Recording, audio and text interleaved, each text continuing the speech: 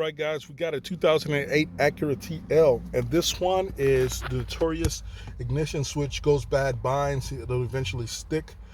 So this is the original. We already went ahead and pulled it out. There's a lot of guys on doing that. You got to get the roll pin out. That's I'm going to show you the position basically, and then you can pull out the old ignition switch. I've got a replacement here with 2 keys. I'm actually going to cut also, this is the style key that it uses. I'm going to cut 2 of those for it as well. And now we're going to go ahead and replace the, insert this into the vehicle.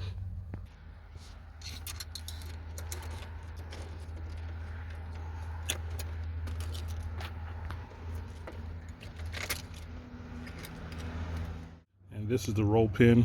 I went ahead and pulled out. So I'm going to insert it back. And if you can see, it goes in that top hole right there.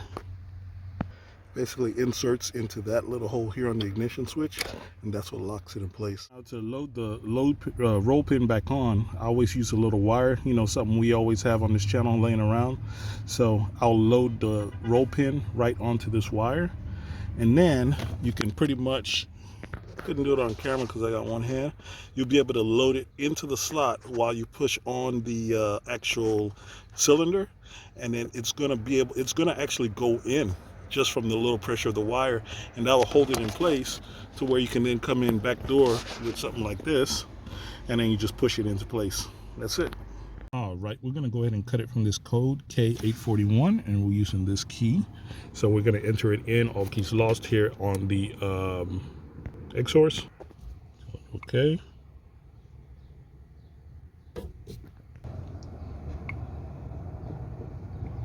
All right. And that is our pattern. See if you can see that.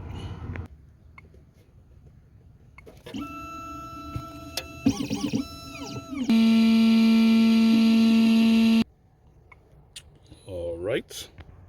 Give it a look. Looks pretty good, I think. I'm gonna try it out now. Got it put back together. And it does work. All right, we're going to use the IM608 for this job, and this is the key type that it uses. I'm going to select Acura. I'm going to put the key on and do an auto selection. Read. Okay. Blade key. Yes. Cloud function. Okay. Okay. Okay. Add key. Start. Now I've got the key here, so I'm going to put it to the key to activate it, turn the ignition on so that it recognizes this key. And you'll know when you do it right because that green light will not flash. And I used the blank key, and I had this position basically. No more security light.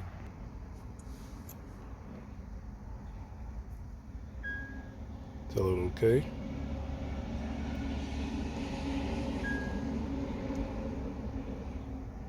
Off.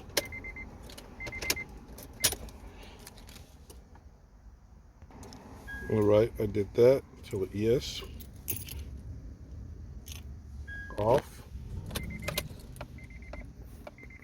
Insert a new key. So I'm now putting in the new key. Ignition on.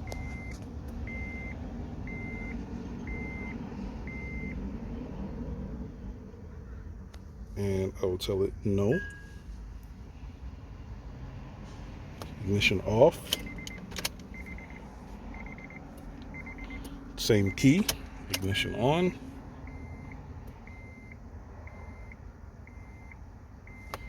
Off. On.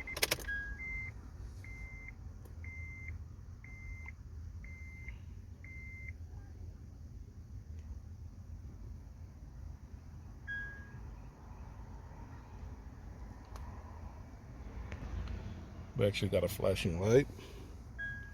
Tell it no. Okay, I just redid the process, and make sure if you're going to do it like this, you keep the keys together while you're syncing them. And that was it. The light went out. Yes. Ignition off. On.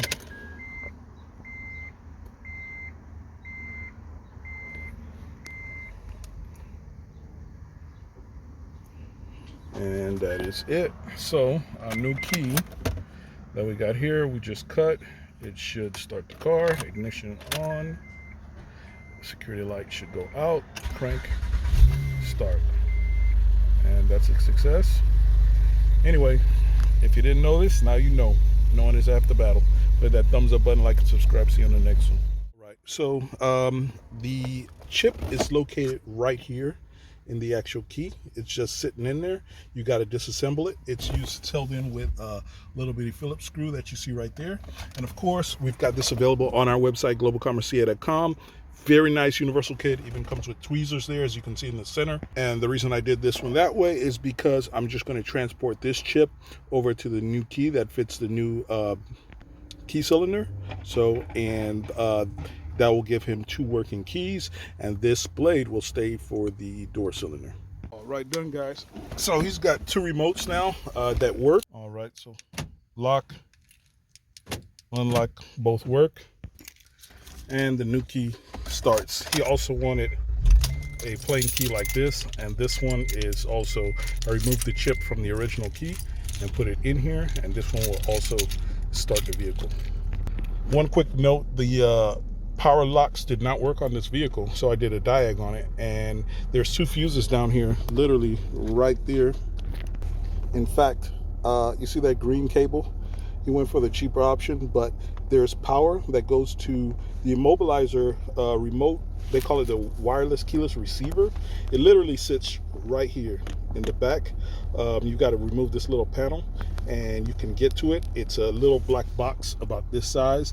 I was going to get a picture, I forgot. I already closed everything up. Anyway, the blue and gray wire at the end, which is signal position 5, should have battery power, and position 4 is empty, and then position 3 should be yellow, and that should also have ignition power.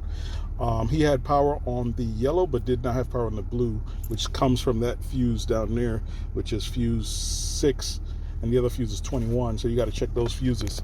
So I ran him a replacement wire. He went for that option, and that was able to fix the keyless system that was broken on this car.